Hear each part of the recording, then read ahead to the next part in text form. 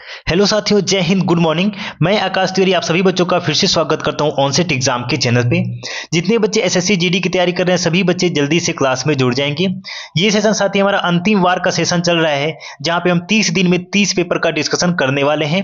आज का पेपर साथी हमारा हिंदी का 5वां पेपर है। कौन सा पेपर है? 5वां पेपर है, जो कि पिछले साल एग्जाम में पूछा गया और कई बार रिपीटेड क्वेश्चन है बच्चे, कई बार एग्जाम में ये पूछा गया प्रश्न है। इस पेपर में साथ ही टोटल हम 25 प्रश्न का डिस्कशन करने वाले हैं। आपको सभी प्रश्न का कमेंट में राइट आंसर करते हुए चलना है। तो एक बार जितने बच्चे सेशन को देख रहे हैं, एक बार सभी बच्चे क्लास को लाइक करके शेयर कर देंगे अपने सभी दोस्तों के पास जो एसएससी जीडी की तैयारी कर रहे हैं, ताकि सभी बच्चे जल्दी से क्लास में जुड़ जाएं। तो चलिए बच्चों, आज का हिंदी का क्वेश्चन नंबर फर्स्ट देखते हैं। बच्चों, हर क्वेश्चन के लिए आपको मात्र 10 सेकंड का समय दिया जाएगा। क्वेश्चन को पढ़ने के बाद जितना टाइम आपको एग्जाम में मिलेगा उतना ही टाइम मैं यहां पे आपको दे रहा हूं, ताकि आप अपने आंसर करने की स्पीड को बढ़ा सकें। चलिए, क्वेश्चन नंबर फर्स्ट क्या कह रहा है? निम्नलिखित में से ढुलमुल शब्द का विलोम शब्द क्या होगा? त्याज्य, गृहीत, चंचल या फिर दृढ़?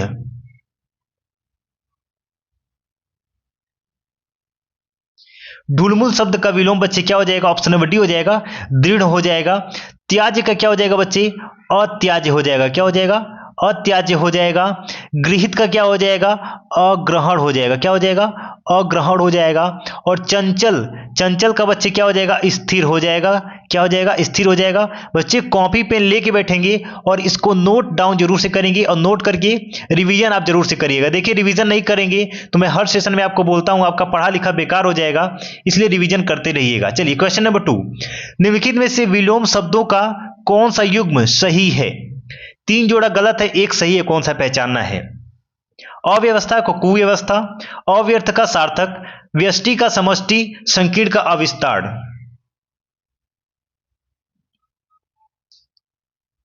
देखिए बच्चे, अव्यवस्था का कुव्यवस्था नहीं होता है, सुव्यवस्था होता है। क्या होता है? सुव्यवस्था होता है। अव्यर्थ का सार्थक नहीं होता है बच्चे, व्यर्थ होता है। क्या होता है? व्यर्थ होता है। व्यष्टि का समष्टि बिल्कुल सही, ऑप्शन नंबर सी आपका सही जवाब हो जाएगा। और संकीर्ण का अविस्तीर्ण नहीं होता है बच्चे, विस्तृत होता है। क्या होता है? विस्तृत होता है, विस्तार होता है। ठीक है ना बच्चे? नोट डाउन जरूर से कर लेंगे बच्चे, ठीक है ना? देखिए, नोट बनाएंगे तो आपका वेस्ट नहीं जाएगा, हर एग्जाम के लिए आपका बेनिफिट मिलने वाला है वो। क्वेश्चन नंबर 3, निम्नलिखित में से यमुना का पर्यायवाची शब्द नहीं है? कालिंदी, अर्कजा, कुलंकषा या फिर कृष्णा?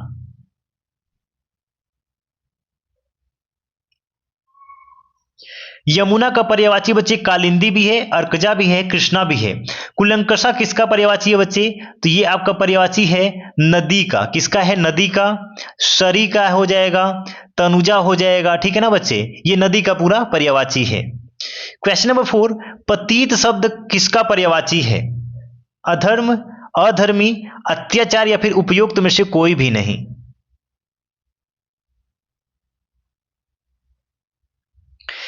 पतित का पर्यायवाची शब्द बच्चे ऑप्शन बी हो जाएगा, अधर्मी हो जाएगा। क्या हो जाएगा? अधर्मी हो जाएगा। अधर्म का पर्यायवाची क्या होता है बच्चे? अधर्म का हो जाएगा बच्चे अन्याय हो जाएगा। क्या हो जाएगा? अन्याय हो जाएगा। पाप हो जाएगा, दुष्कर्म हो जाएगा। अत्याचार का बच्चे क्या हो जाएगा? अत्याचार का बच्चे हो जाएगा हिंसा हो जाएगा। क्या हो जाएगा? हिंसा हो जाएगा। बच्चे नोट डाउन जरूर से करते चलेंगे। क्वेश्चन नंबर 5, निम्नलिखित में से किस विकल्प में वाक्यांश व उसके संबंधित शब्द अशुद्ध है? देखिए, 3 इसमें से सही है और 1 गलत है, कौन सा? चलिए पहचानते हैं। जिसका जन्म पहले हुआ हो उसको क्या बोलते हैं? अग्रज बोलते हैं, बिल्कुल सही। जिसका जन्म पीछे यानी कि बाद में हुआ, अनुज बोलते हैं, राइट। जो पहले दे दिया जाए अग्रणी, बच्चे ये नहीं, देखिए अग्रणी किसको बोलते हैं बच्चे? जो सभी काम में आगे हो, सोचने वाला हो, उसको क्या बोलेंगे? अग्रणी बोलते हैं। जिसका अनुभव किया जा चुका हो, अनुभूत कहते हैं, बिल्कुल सही बच्चे, ऑप्शन नंबर सी आपका सही जवाब हो जाएगा। क्वेश्चन नंबर 6, जिसकी पत्नी मर गई हो, वाक्यांश के लिए एक शब्द क्या होगा? विदुर, विधवा, विधुर या फिर विधाता?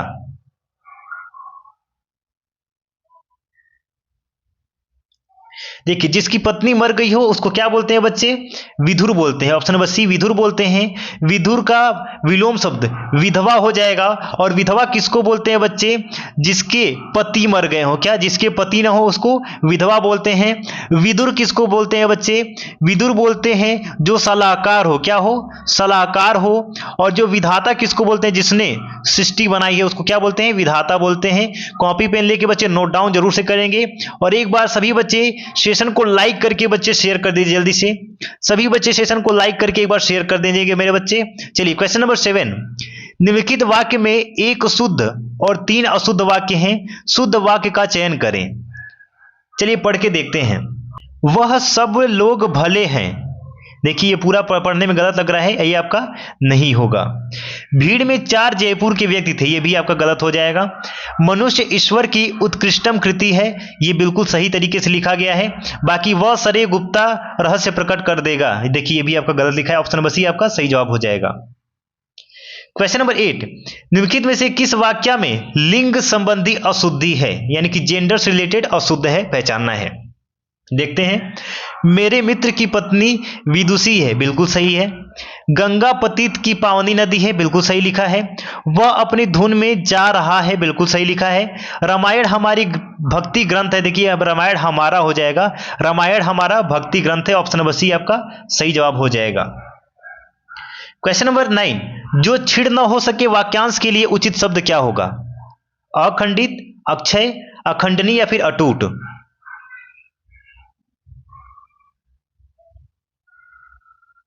जो छिड़ ना हो सके बच्चे ऑप्शन बी हो जाएगा, अक्षय बोलेंगे। और अखंडित, अखंडनीय, अटूट ये तीनों एक दूसरे के पर्यायवाची हैं। इन तीनों का मतलब क्या हो जाएगा बच्चे? जो अटूट हो, जिसका खंडन न किया जा सके, ठीक है ना बच्चे। क्वेश्चन नंबर 10, बच्चों यहाँ पे थोड़ा माफी चाहूंगा, बाहर किसी वजह से कुत्ते भौंकने लगे हैं तो आपको आवाज बहुत जा रहा होगा, तो इसके लिए मैं माफी चाहता हूं, आप लोग थोड़ा मैनेज कर लीजिएगा, ठीक है।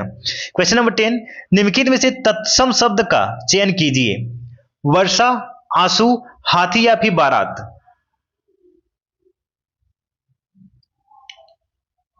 देखिए वर्षा आपका तत्सम है, ठीक है ना, लेकिन बाकी आपका आंसू, हाथी, बारात ये क्या है बच्चे?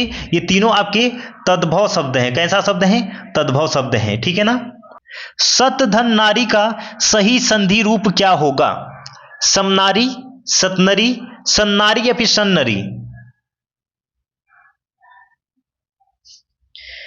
देखिए सत धन नारी का सही संधि रूप क्या होगा? ऑप्शन नंबर सी हो जाएगा, सन्नारी हो जाएगा।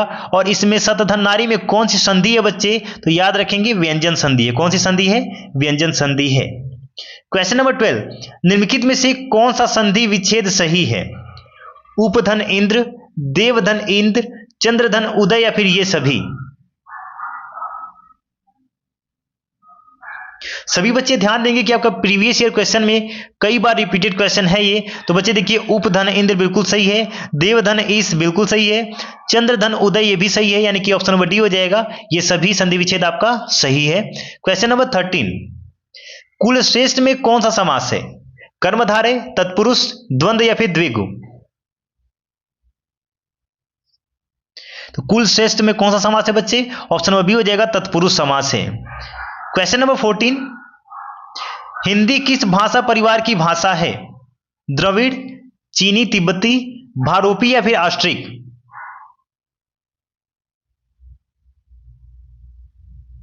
बच्चे हिंदी किस भाषा परिवार की भाषा है?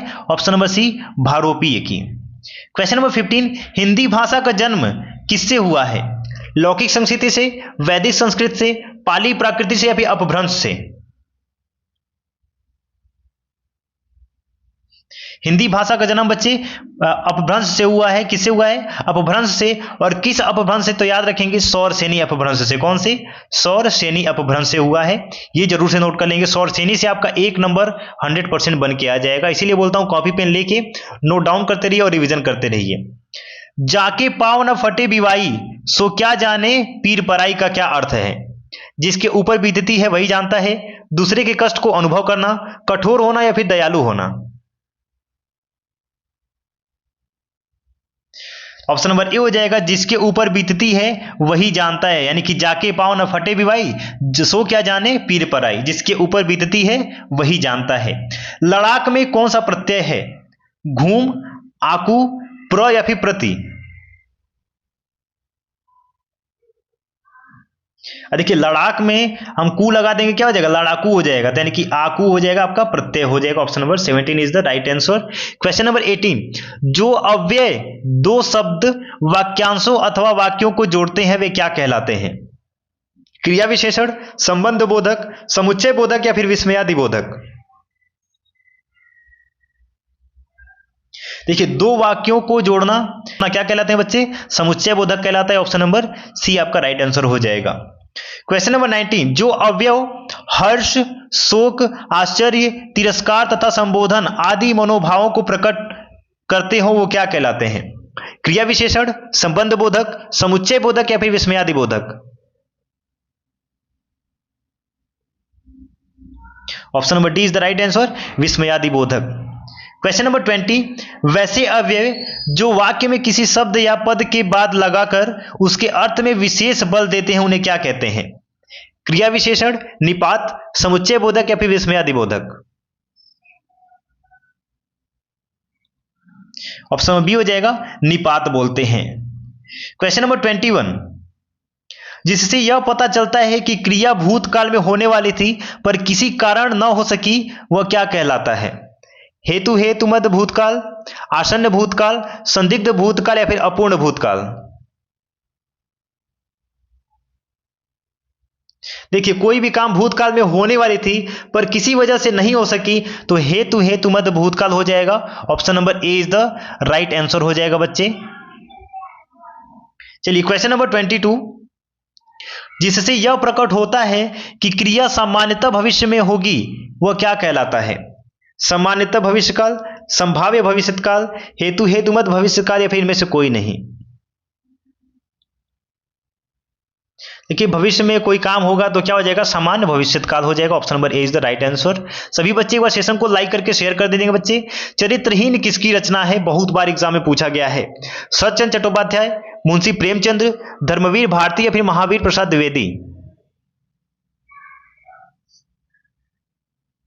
चरित्रहीन बच्चे शरतचंद्र चट्टोपाध्याय की रचना है। Option number A is the right answer.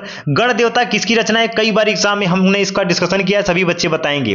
Sharatchandra Chatterjee, Bankim Chandra Chatterjee, Tarashankar Bandyopadhyay या फिर आर के नारायण।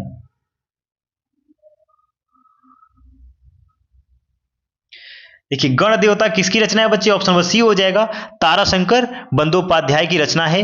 क्वेश्चन नंबर 25, आज का अंतिम प्रश्न जो कि कई बार एग्जाम में रिपीटेड था ये, इनमें संयुक्त व्यंजन कौन सा है पहचानना है?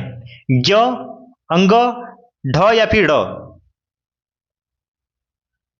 इस प्रश्न का आंसर देने से पहले सभी बच्चे बताएंगे हमने टोटल यहाँ पे 25 प्रश्न का डिस्कशन किया है। आपने कितने प्रश्न का राइट आंसर किया है सभी बच्चे कमेंट में लिख के बताएंगे सर मैंने 25 में से इतने प्रश्न का सही जवाब किया है। तो बच्चे देखिए संयुक्त व्यंजन कौन कौन से होते हैं यहाँ पे मैं लिख के बता दे रहा हूं। देखिए ज्ञ होता है, छ होता है, त्र होता है और स्र होता है, यानी कि ज्ञ आपका क्या हो जाएगा? संयुक्त व्यंजन हो जाएगा। Option number A is the right answer. सभी बच्चे चैनल को सब्सक्राइब करके रखेंगे। डेली यहाँ पे जीके और हिंदी का previous year question paper discussion कराया जाता है। मिलते हैं साथ ही नए सेशन में। जय हिंद, वंदे मातरम।